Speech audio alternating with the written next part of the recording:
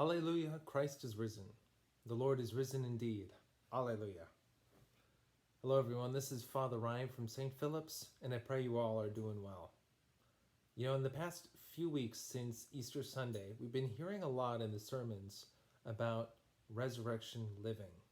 That is, about the consequences for Christians that Jesus Christ has indeed risen from the dead, that the tomb is empty. And indeed, not only has Jesus Christ risen from the dead, but we who are united to him in baptism have been raised with him.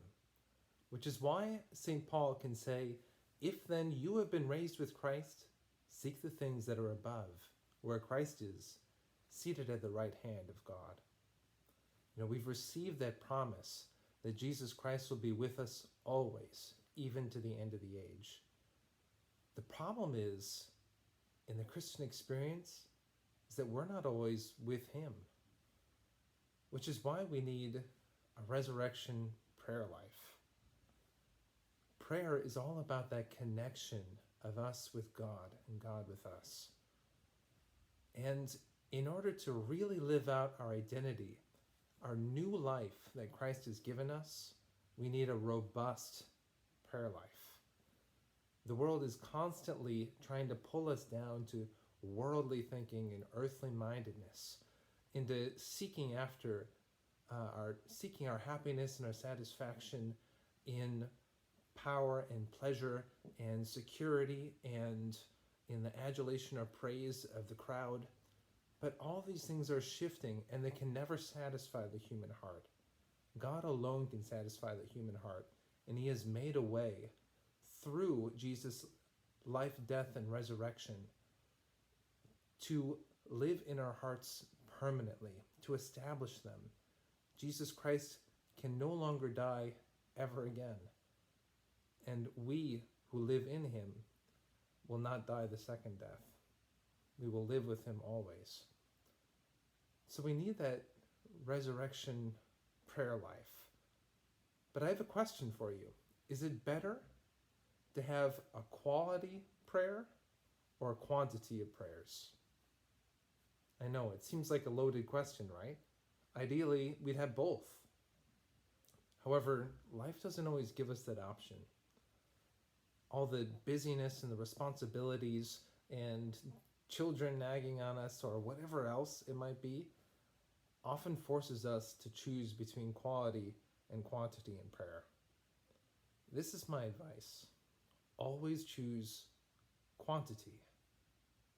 I know it's kind of surprising, right?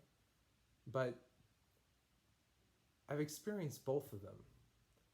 I've tried having, a long, satisfying prayer session first thing in the morning, maybe an hour long, or, give or take a little bit.